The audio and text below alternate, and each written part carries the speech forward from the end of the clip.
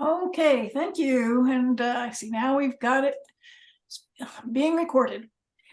We're going to have a forum of the two candidates for the 5th Ward Columbia City Council. They are Gregg Bush and Don Waterman, and I welcome both of you. And we're going to have this format. I'll give each one of you in turn 5 minutes to just give me an overview of whatever you want to say.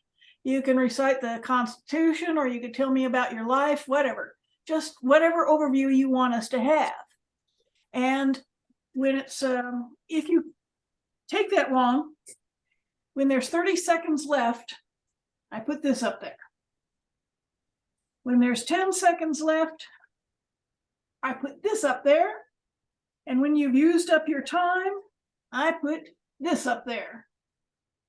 And then I will ask for questions.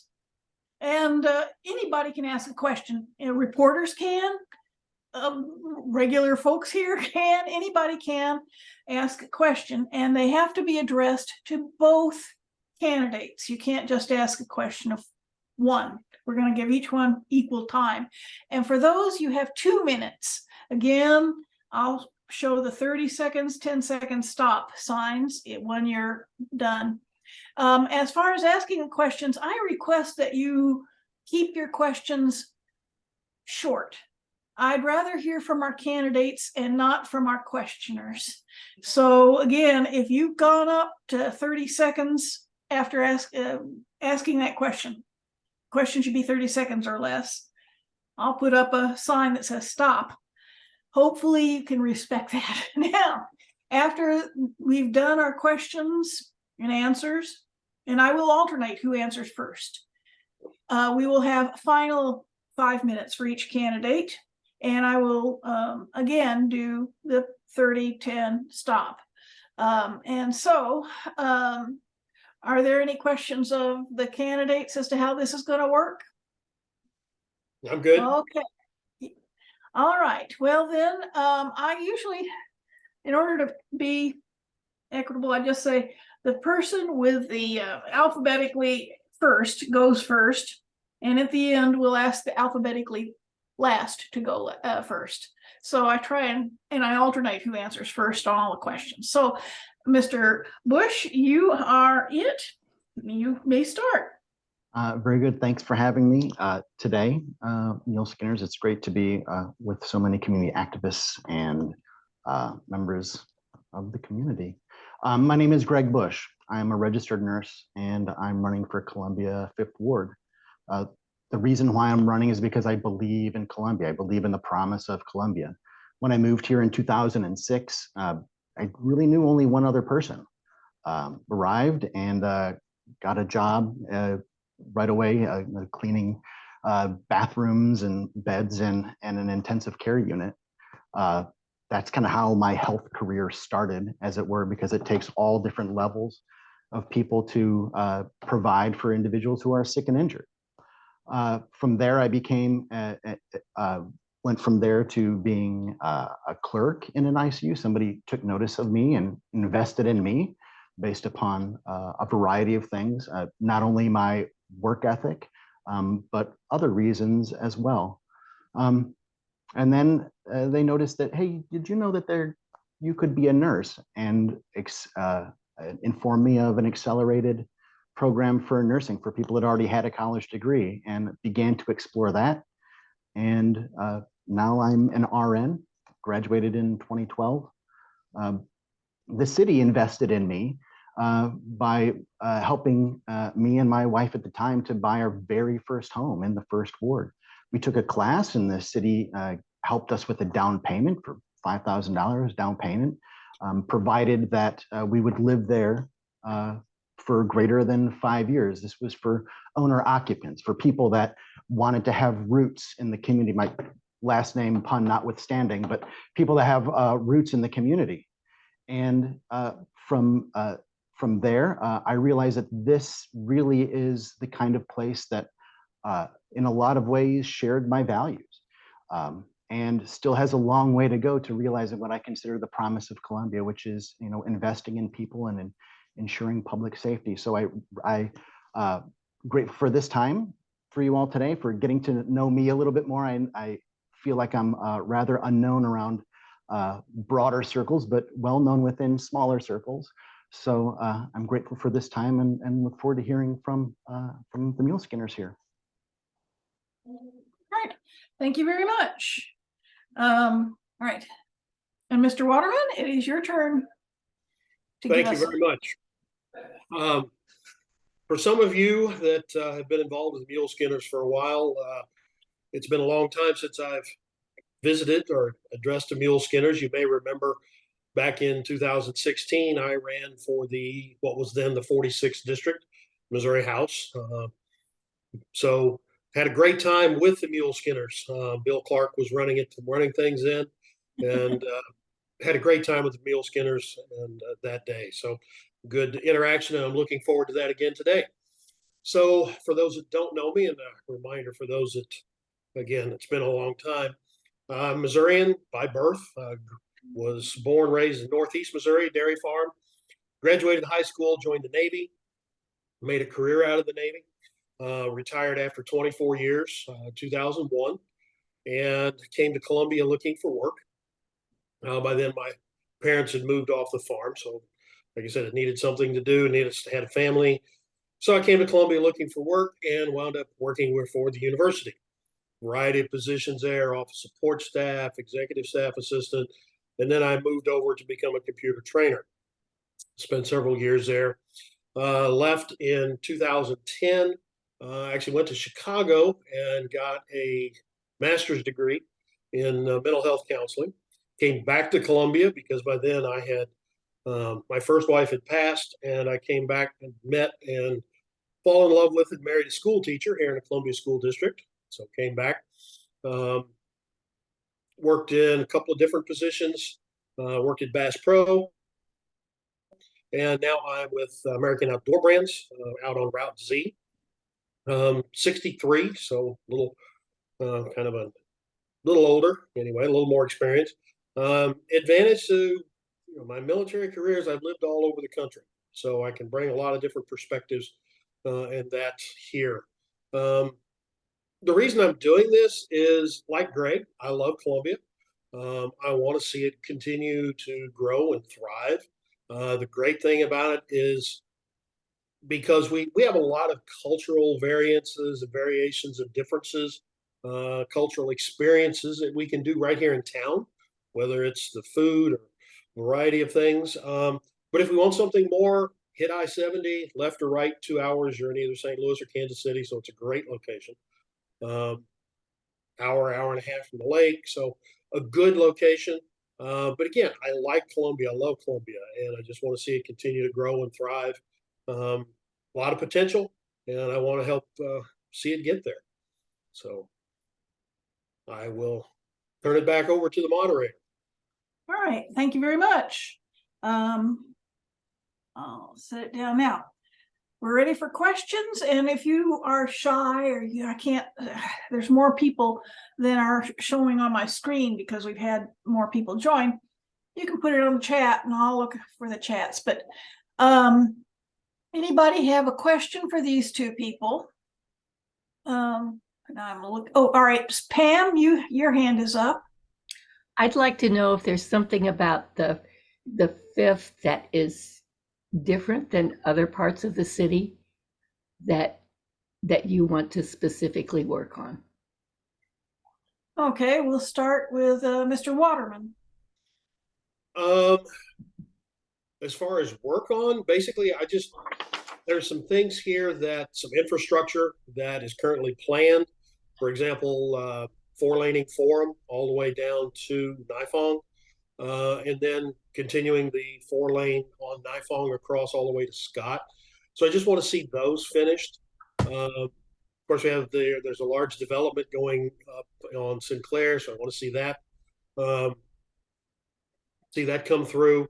Understand there's an issue down in Thornbrook, some issues with water pressure, so there's some discussion. I don't think I think it's in the review stage, and I'm not sure it's even gotten to the planning stage, but maybe a water tower down there. The existing tower, I recently found out actually belongs to the county, not the city. So, but there's a water pressure issue. And again, with the development going in Sinclair, that we're going to need some water issues. So, Fifth Ward is primarily or largely residential.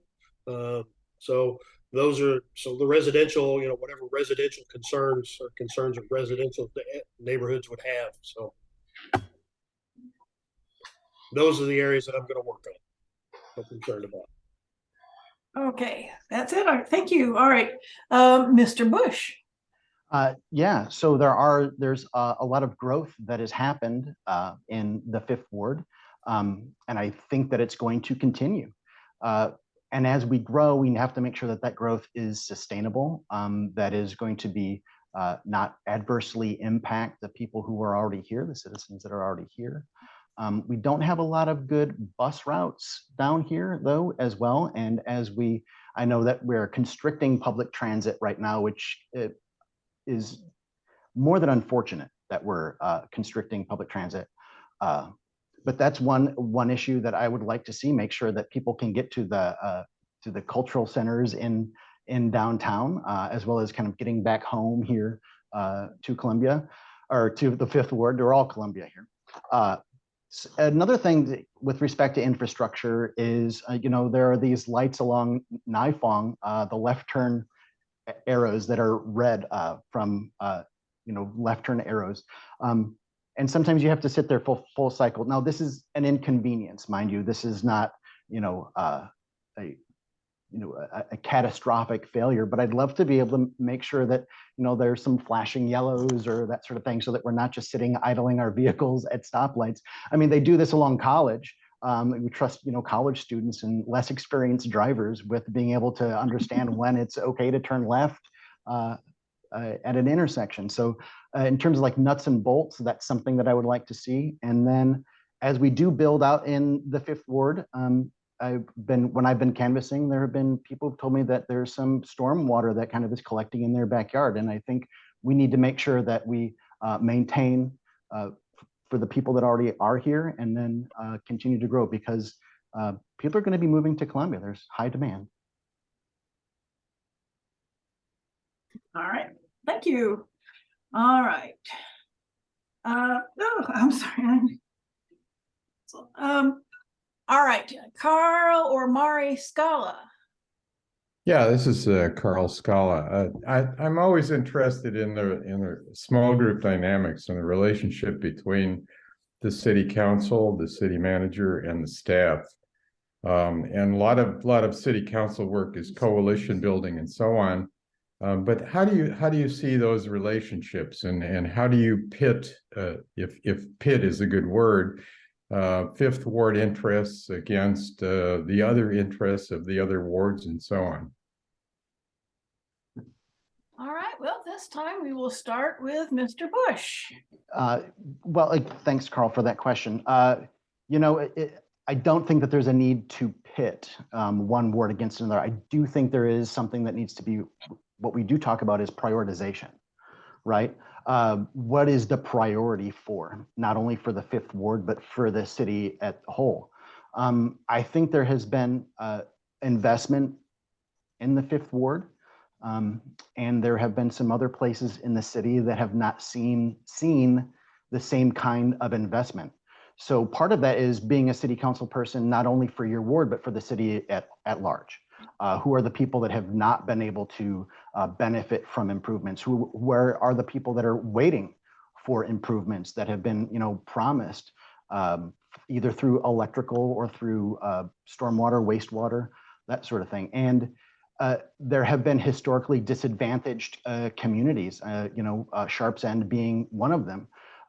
That is something that we actually do need to prioritize, not Sharp's End specifically, but in terms of, oh gosh, is that loud? I hit my Bluetooth. Okay.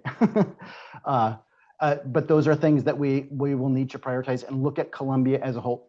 When places that have been Columbia for longer, and that's including the city center, when places have been Columbia longer, I want to make sure that those kinds of places aren't neglected in terms of making sure that that we.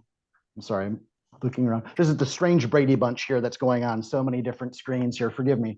But anyway, in terms of prioritization, I think that's basically your question of where is the priorities, and we should not continue to prioritize the people with the most to the disadvantage of the few who have been disadvantaged. Okay, is that it? Right. Okay, and Mr. Waterman, let's see where, it's Brady Bunch again. There you Yeah, are. definitely. Thank you.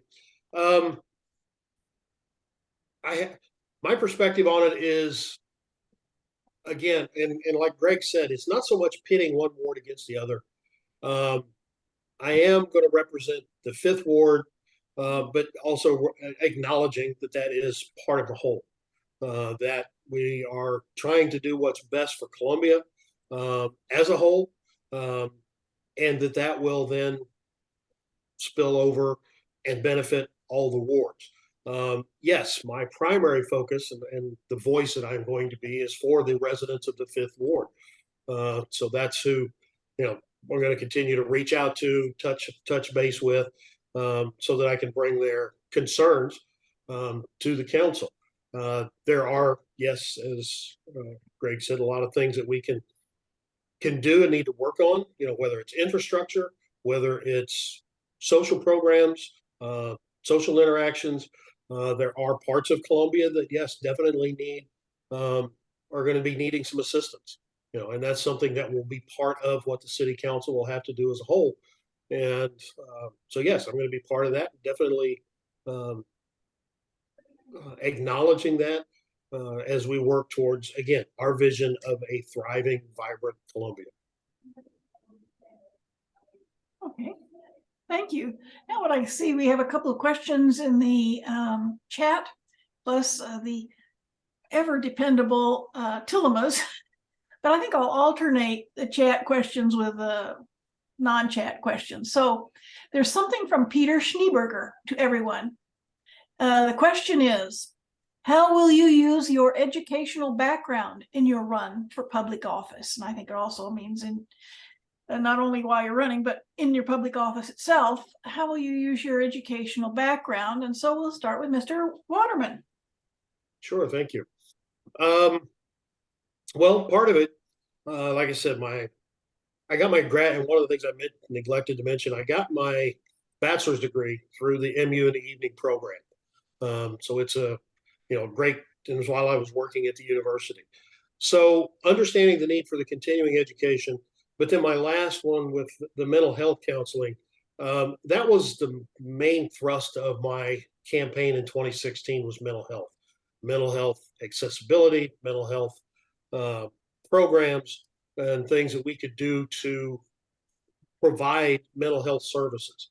I know with the Opportunity Campus that has been, that is under discussion and has been approved.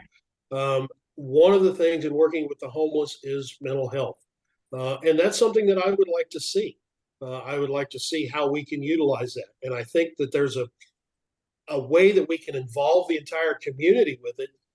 And that is, we have social work programs at the university, psychology, psychiatry programs, so the students are going to need a place for their internships. It's an important part of it. The other thing, there are some churches in the community that have counseling programs. So we could reach out to them to bring that in, either through sponsoring a student, internship, whatever, sponsoring a staff. Thank you. So it's a way to involve the entire community in providing these services. And so, yes, mental health is something that's important to me, and it's something that I want to push forward with. Okay, thank you. Mr. Bush. Right. So I use my degrees every day. I have 2 degrees. I have a fine arts degree in theater, and I have a bachelor's in nursing degree as well. With respect to theater degree, how do you, and this is not an acting degree, how do you get in a room with a bunch of creative people and come to a consensus about what's going to happen at the end of the rehearsal process or the writing process and that sort of thing. And you talk about strong personalities, getting in a room with a bunch of artists and creative people and trying to kind of marshal them together. There's those provide some unique challenges. And then I used that when I went to nursing school as well. And when I was taking care of patients at the bedside, how do you walk into a room and own it, even when you're scared, even when the other person on the other side of the bed rails may be more scared than you, and inside your brain is going, oh my gosh, oh my gosh, oh my gosh. You've got to keep it together and do what needs to be done in those kinds of situations. So I happen to also agree with Don that there's a need for more mental health resources as well. I have, after a pandemic, I have two teenage sons, 3 sons total. They are on waiting lists. One of them just finally got a therapist to kind of help out and process not only what happened during the pandemic, but also going forward, and how do we, negotiate a world where, we are having interactions with computers and not with people. So I'm grateful that we have those services here in Columbia. I wish that there were more services like that here in Columbia. I wish everybody that, had those kinds of skills would really kind of come forward and help our community and help our students and help our community. I appreciate the question. Okay, thank you. All right, now we'll go to an in-person. How about Herb or Sue or Herb Tillema? May I defer to a former council person, Al Thacker, first, and I can come around to me next round? All right, Al. Okay. As you look at the city government right now, what do you see that is working well and what isn't working well? What needs improvement? Okay, Sorry. the first person to answer this time will be, I think it's Mr. Bush, isn't it? Yeah. Okay, Mr. Bush. I think that one thing that is working well in Columbia city government is I think there's a lot of people up on that board right now that are really taking the time to listen to each other and listening to the community. I think that there's some loud voices as well that are, there's an argument to be made that they are kind of like sucking up a lot of the oxygen and air in the room. But at the same time, like I want to bring passion to civics, to citizenship. Things that aren't working very well is, I've been asked this question a bunch. There are some infrastructure things that the can has been kicked down the road, and there's going to need to be a reckoning that happens. There are some bond issues that have passed that not a lot of movement have been done in terms of delivering for Columbia, for my ward and for others. So that is one thing that I think that can absolutely work on. I always put it in medical terms because I'm a nurse, but I feel like there's a lot of constipation when it comes to getting initiatives forward and getting things moving and actually producing. There's 3 major things for initiatives. There's the ideas part, there's the implementation part, and then there's the maintenance part. And Columbia we are an embarrassment of riches when it comes to the ideas part. We have fewer people that are willing to actually kind of take that mantle forward, and even fewer to willing to maintain the new initiatives. So that's something about the city council. Those 2 things. Thank you for the question. Okay, thank you. Okay, Mr. Waterman. All right, thank you.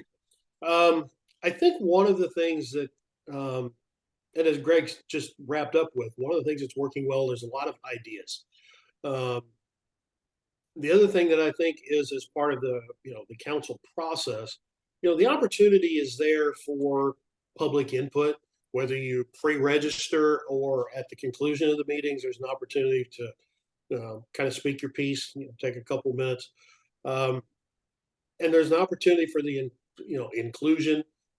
Yes, the current council members are listening to the people and interacting with the people. As far as what they could do better, I think, and again, and I'm learning this but I'm going to say planning and zoning because we have a planning and zoning commission, and yet it seems like all the finalization of the planning and zoning and replatting, and that comes to the council. Is that a degree of minutia that the council really needs to be involved in, or is that bogging things down? Again, maybe that's the way it should be, maybe that's the way it ought to be, and if so, that's fine. Then we'll work with it and live with it. Again, there's some infrastructure issues down here and some things working through getting things at water treatment plant. We've talked about, we know that that's an issue that needs to be resolved, and that affects the entire city. Years ago, there was a transmission line. In talking with individuals, I think they've, at the moment anyway, done away with the transmission line, but they've come up with some alternatives. But again, as we continue to grow and develop, the electrical power grid is going to be an issue out here. So yes, following through with the planning once it's agreed to move forward on, then following through with the planning and execution is an area that I think we could do better on. Thank you. All right, once again, I'll move to the chat. And this is from Deborah to everyone. What are your views on the current status of community policing? And Mr. Waterman, you can be the first to start. All right. My understanding on community policing is, and I think that's an issue that I think we need to get better at. My understanding of community policing is working with the interchange between the police and the community. Right now, there is a lot of antagonism that seems to be there. So I think that that's something, and I'm not sure exactly how to solve it, but we need to get more involved and work to bring those two sides together because they have to work together. The other thing is I would like to see the Columbia Police Department fully staffed. Right now there's 21, 22 positions open. At a minimum, fill those. And then maybe we could see about also them putting that policeman so that his part of his or her patrol is in a specific area so that the people get to know their local policeman so they can begin to regain and rebuild that trust that used to be there. Whether the old beat cop, we don't have that. We don't have the staffing for that anymore. But the old beat cop relationship that he or she was everybody's friend, or at least they knew who it was. And if there was an issue that they know that that's somebody they could go to and somebody they could trust. And sadly, that's not there anymore. So I think that that's an issue that we have to work with to try to get resolved. Part of it is going to be sitting down and talking to one another rather than past one another, and continue to build. And I think part of that's going to be then talking out and actively recruiting from some of the minorities that feel that they are being not getting a fair shake with the police department. Fix it from within, so to speak. Just under the wire. Okay, Mr. Oh gosh, where did you go? Mr. Bush. Yeah. So the state of community policing is one that needs an awful lot of work. I will say, I think that community policing means more than an armed official kind of walking the streets. I think a community policing for our peace officers is to make sure that they know the members of the community and can actually de-escalate situations and thereby saving and preserving life. Look, I have a son who has some special needs, and when he was small, it was easier to control him and to kind of manage some of these behaviors. I'm grateful for living in Columbia, where he has access to all different kinds of resources. But there are times when I fear for him. He doesn't completely look like me, and he can have kind of some significant outbursts that that we are working on controlling through therapies and things, different kinds of therapy, mind you. But that is something that I am fearful of with respect to that. I've talked to members of law enforcement, and as I'm canvassing some within in my ward, and we share some of the same concerns, and we don't always see eye to eye on everything. But at the same time, at the end of the day, we want to make sure that every citizen that has an interaction with our peace officers comes home safe, and our peace officers do as well. So if we know members of the community and can listen to members of the community and de-escalate and be neighbors, I think that there's an opportunity for growth there between our peace officers and the citizens. Thank you. Okay, well, thank you. All right, now, Herb, are you willing to ask your question now? Absolutely. Okay. A specific question asked of you as outsiders coming to the council, not yet swamped by the experience. A major problem of the Columbia City Council is that members of the council are swamped by data and paper and files, so much so that it becomes difficult to keep eye on policy. And almost every member of council I've talked to over the years says exactly the same thing. And nothing happens. As outsiders, do you see this and have ideas to bring in to change this? I know some of the reasons it happens. It's not just a matter of wanting to keep the council informed. We bureaucrats, and I was a bureaucrat once with a little bit of this,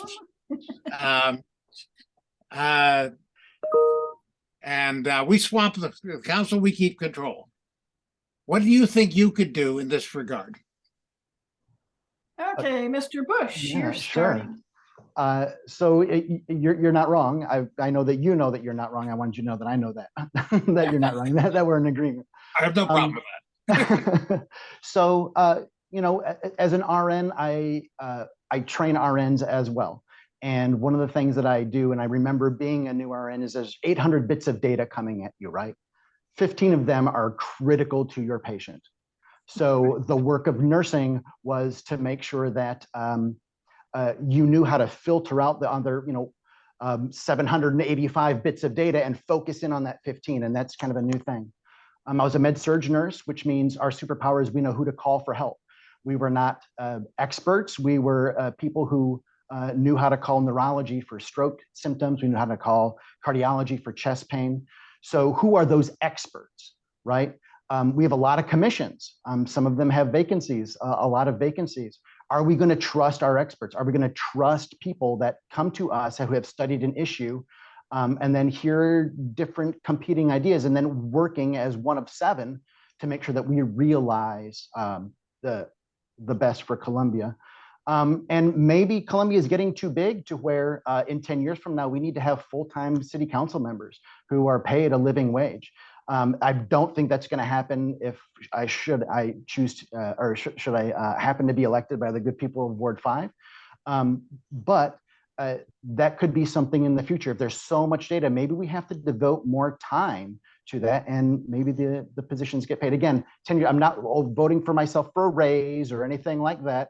I'm just saying in 10 years from now, we might need to get on that pathway. Okay.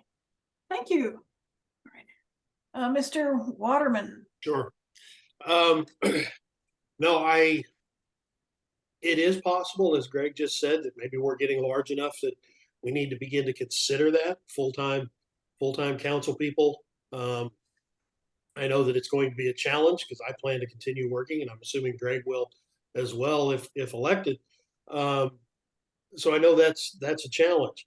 As to how to address it, I think it goes back to the point I made earlier, is the minutia that the council seems to be involved in. We have city staff. So why are, yes, we take their recommendations, but why are we not empowering them then to make some of these decisions? I get that sometimes it's easier, as a supervisor. I've done that in the military. Gregg's done it. I know as a nurse and his position in nursing, that sometimes as a supervisor, you've got to delegate. You've got to push that down. Yes, there's accountability and responsibility.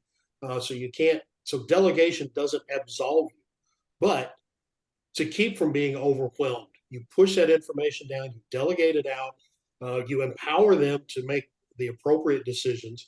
So then that, and then to feed you back the appropriate information so that you can do your job.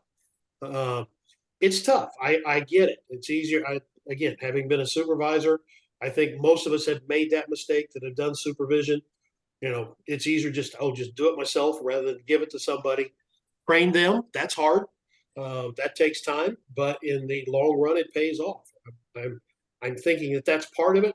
And again, as Gregg said, as we're growing, maybe we need to look at it. I know the current statutes are that even if Gregg or I vote for full-time council members, we're not going to be able to take advantage of it until, skip a term in office and then come back. I think then we might be able to. I'm done.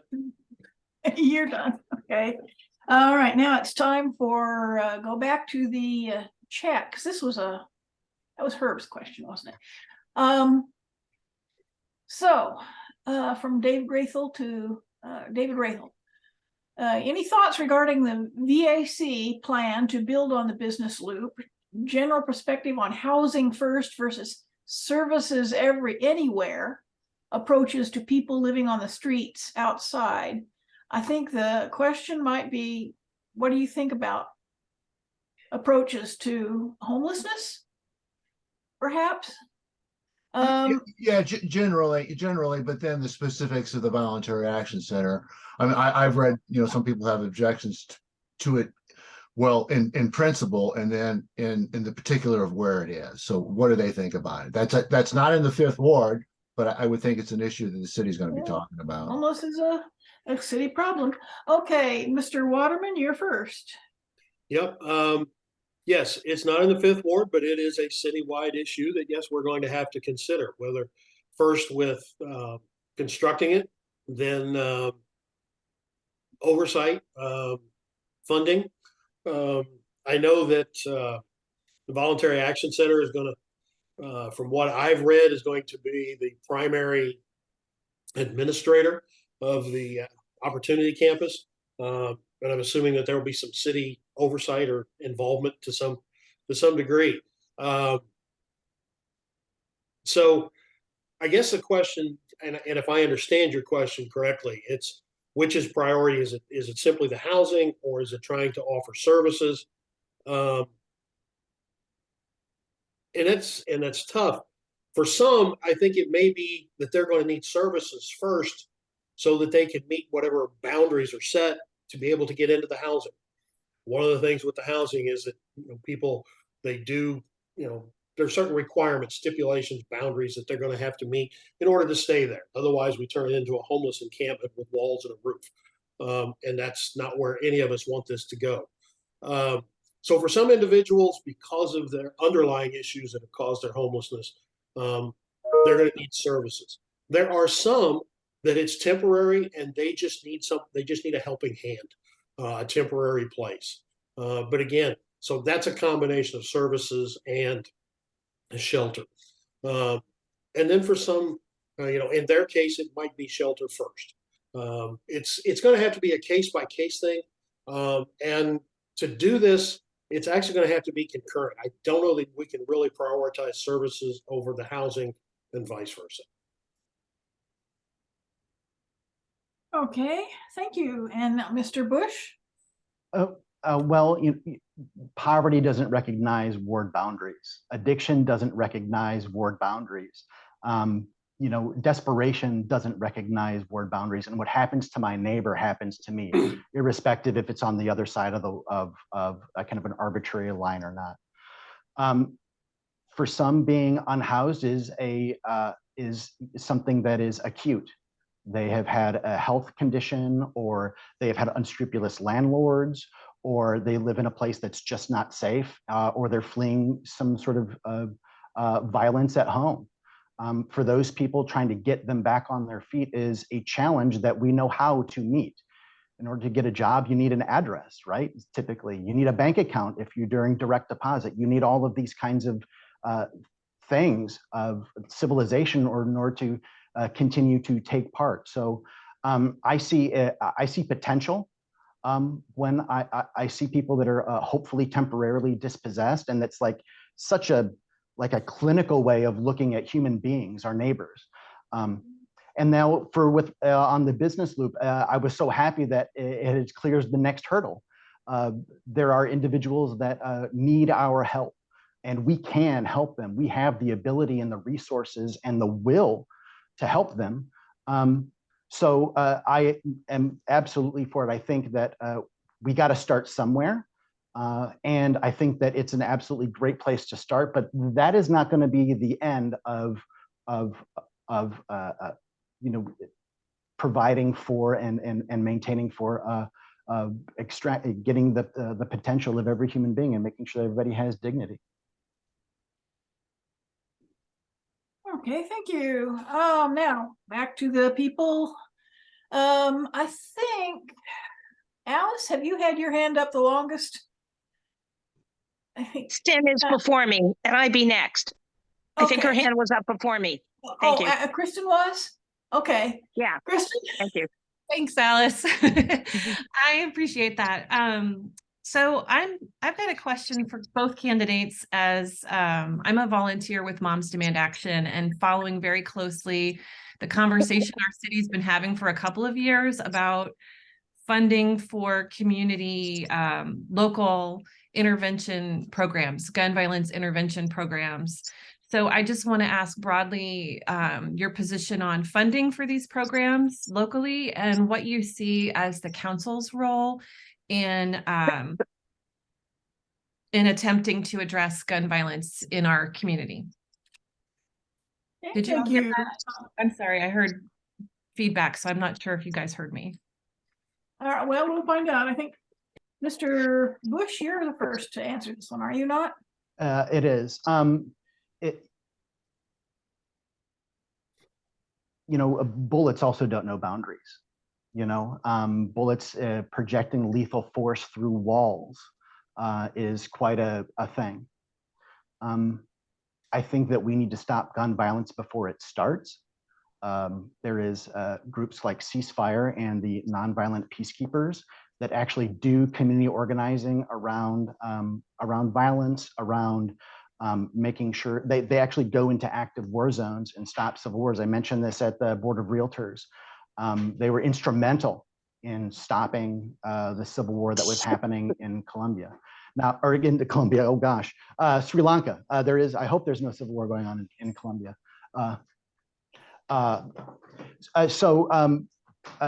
What can the city council do with respect to that? First off, we have to name it. We have to call it what it is. Being a nurse, the kind of work that I've done, not in terms of taking care of gun violent victims, but in terms of like the thought process of a nurse is assess, diagnose, plan, implement, and evaluate, right? And so that would be the thing that I would try to bring to the city council, is that sort of thinking. Gun violence has no place in our community, and it is here. So we're going to actually have to meet it head on. We're going to have to make sure that we provide for the safety of our citizens, as well as for the safety of our peace officers as well. Let's make sure that we're all working together to stop it before it starts, to engage with community partners, and make sure that those who are some of the most vulnerable are oftentimes the most victimized of violent crime. Thank you. Mr. Waterman? Sure. I think it's a great question. It's certainly a topical question. We hear quite frequently about, an incident here in town with shots being fired. And so part of it for me is we're going to need to be trying to find out what are the root issues. Well, is it poverty? Is it despair? What are some of the root issues, and why do people feel the need to use that tool, that weapon, to use a weapon as a tool to resolve their dispute? I don't believe that taking guns, trying to eliminate guns, you can try all you want. I don't think, just like we never got drugs off the street and they've been illegal for years. You've heard that argument. So I don't know that that's the answer, but it's why is that the recourse? And what alternatives can we come up with to provide alternatives so that when people are in that situation, whether it's reach out to the police, but then there's concerns that they may not be trained. So is there some other place that they can reach out to for the situation? That. So it's a question, it's an ongoing thing. And as far as city council, it's going to be working within the community, working within the police department, and trying to see what we can come up with for solutions, hopefully to get people to become less violent in response. Okay, thank you. Well, now it's time for me to go back to the chat, and I see here from Carl and Mari to everyone. What do you believe is the best solution to the trash controversy, and how does it include recycling? Mr. Waterman? Sure. Well, I don't know how many of you were able to attend the 2 forums that they had. I went to the first one back mid-January, and the questionnaire that they were handing out basically were asking a number of questions about roll carts, and essentially giving the impression that they decided it's going to be roll carts, and they were just wanting to know how people were going to accept it and their feelings toward it. And from what I understand, they just published within the last day or two the results of the survey and forums, and it's about 50% in favor of and about 25% opposed, and I think the rest are kind of in the middle. So I think we're going to roll carts. So I think that part of it has been resolved. Recycling, me personally, I can live with every 2 weeks. Do we want to go back to weekly? That's something that can be, certainly discussed. And I think, what is it being taken in and being processed properly? As far as I know, I haven't heard of any issues otherwise, other than at the end of the logoed bag episode that some trash was winding up in recycling bags. But other than that, I would just like to see a little more information come out. Where is the recycling information or the recycling materials? What's being done with it?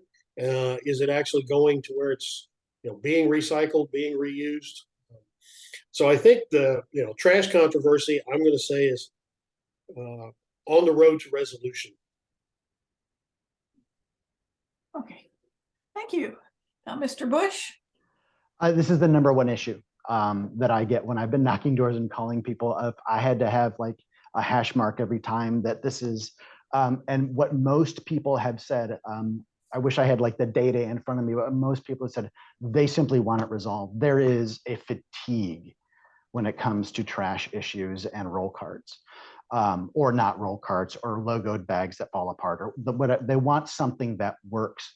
And that issue specifically is a significant issue that I believe has lost a lot of, that the city council generally has lost a lot of credibility with some of the citizens on this, that it just hasn't been resolved after years.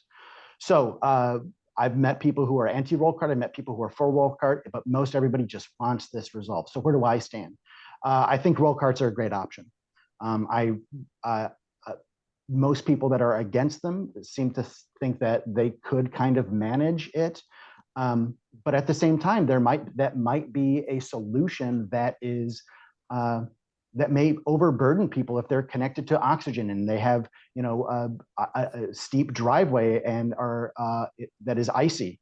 So we've got to come up with a way that as we implement new things at a city council level and citywide, that we don't overburden people who are already disadvantaged, right? recycling is an absolute must. I tell my kids, I said, you know, if we recycle something, we won't have to drink it in our water later because everything goes into a landfill and the rain, you know, rains down on a landfill and then, well, and it'll go into the groundwater. So let's prevent us drinking our garbage in the future. I know that sounds kind of coarse, but I have teenagers. But that is something that we absolutely need to do. We need to reduce, again, the 3 R's: reduce, reuse, and recycle. Thank you. All right, now I see my clock here says it's 12:52 p.m. And I see that Alice has had her hand up for a long time. So she will be the last person to ask a question. Okay, thank you, Leslie. Okay, so here's another policy issue, and most of what you're getting are policy issues. Energy efficiency and rental housing. The U.S. Census says 20% of Colombians live in poverty.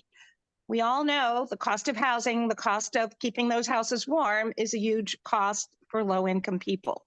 Right now, the Office of Neighborhood Services inspects every 6 years rental housing. That's not very good. What if, as the Energy Environment Commission suggested years ago, we tied those inspections to more frequent inspections to some energy efficiency standards for rentals? This is a citywide issue, and I'm sure there's some rentals in the Fifth Ward. Thank you. Okay. All right, Mr. Bush, you start. Just so I want to understand this question. You're suggesting that we are tying inspections to energy efficiency? Energy efficiency standards and rental housing. Right now we are not doing that. Okay. And I don't know that we have any, I don't know what our standards are for rental housing. Frankly, I don't know either. And there's rental housings right behind me. Like just on the other side of my my lawn, my backyard here. So you know, that is a novel approach and this is the first I'm hearing of tying inspections to rental housing and such, particularly like energy efficiency inspections. Look, I think the energy efficiency and with help from the city, my first house in the first ward, we again got a grant from the city for investing in new windows that we were able to do. Those are investments in energy efficiency that is going to decrease demand upon our electrical grid and ultimately save us money, save our lungs, save our kids, save our future. These are investments that that the city must encourage, hopefully with the help of our state and federal partners as well, with respect to grant money. So every 6 years it's been a while since I've been, been a renter. I moved here and was renting, but my landlord I guess was one of the good ones a long time ago, and I didn't have any sort of sense it was well maintained. So I guess I'll need to know more about like the specifics of the number of years in between and energy efficiency, but I'll tell you where my heart is, and that's what I just said about investing in energy efficiency and decreasing demand. Thank you. I gave you an extra 10 seconds because of the delay, so you could have gone on further, but okay. Mr. Waterman. Well, thank you.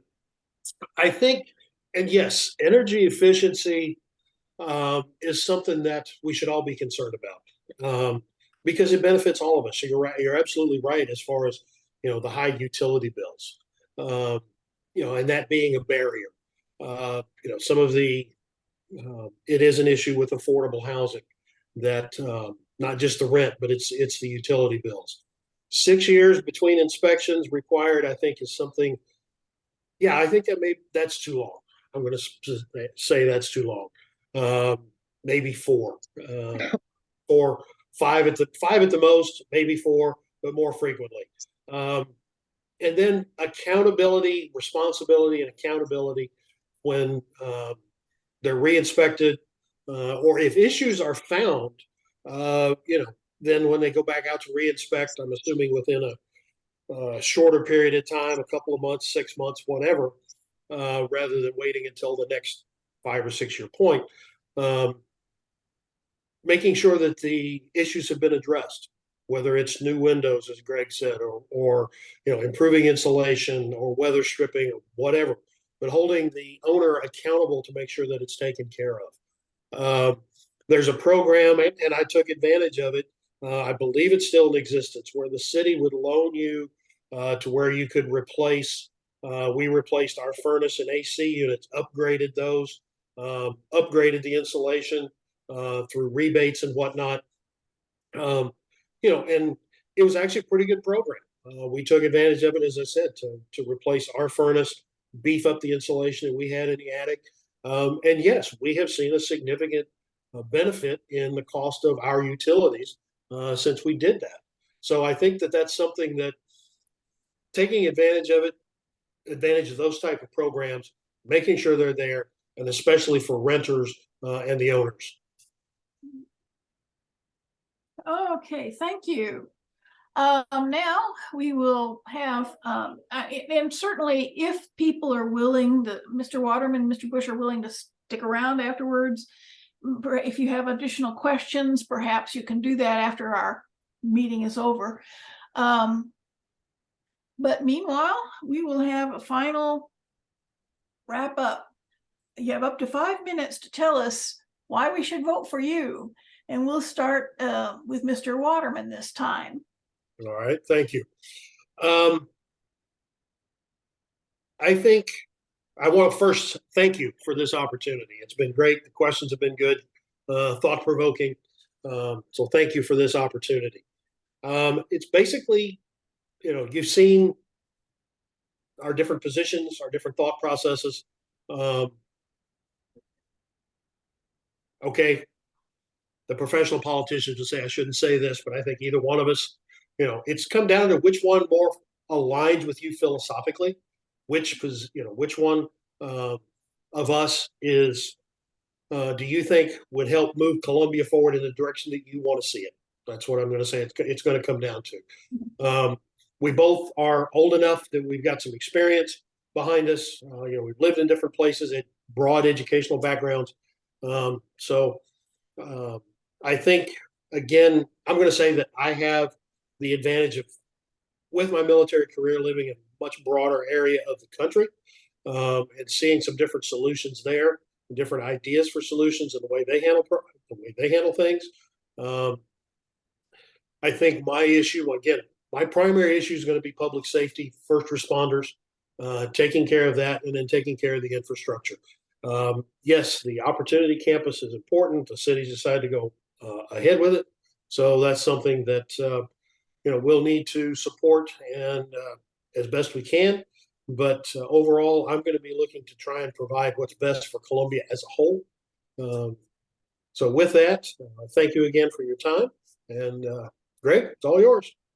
Okay, well, all Is that right, a concession? Mr. No. Bush, it's your turn. Yeah, thank you, Muleskinners. I really am grateful for your time today, and Don as well.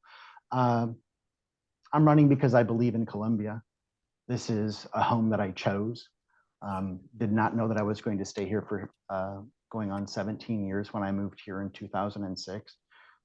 Columbia is unique in mid-Missouri and unique in the country as a place that I want to make sure that anyone can come and fulfill their potential, irrespective of what they want to be called or what they want to wear or whom they love or whom they love. That is the Columbia that I see. That is the Columbia that I want to continue into the future. The 3 pillars of my campaign are public safety, affordable housing, and workforce development. Those you can go to the website greggbush.com to learn more about that. And it's triple G Gregg. I'm 60% G is my first name. And I'm really and you're going to have a choice here on April 4th of what kind of Columbia do you want? What kind of Columbia do you see? Who's going to best represent your values, and who is going to admit when they are maybe a little bit out of their depth, but willing to ask for help. I am fortunate enough to have a wife who's also a healthcare worker. She also has 2 other college degrees, including a graduate degree, an MBA. I love to brag on her. Those of you, if any of you do know her, you'll know why I love to brag on her. And 3 kids here in public schools, one of whom requires some extra help, and we are getting that here in Columbia. And I don't think that we would get that in other places surrounding Columbia or in other parts of the state. We just simply would not have the support. So Columbia is a place that invested in me. There have been a handful of people in my life that have invested in me that did not need to, but they did. I've had quite a tailwind in my life. And this is a way for public service. This is a way for showing our children civics. This is a way for showing our whole community and, and the whole nation of what it looks like to work together for a common good. So I'm really hoping that you'll vote for me on April 4th. I'm hoping that you'll tell your friends to vote for me on April 4th if you're in the 5th Ward or you have friends in the 5th Ward. I'm really asking for your vote. And I would love to be able to meet more of you in person as I go around knocking doors and introducing myself. So thank you to the Muleskinners. And my heart is finally slowing down after after all of this. But thank you. I appreciate it, Leslie.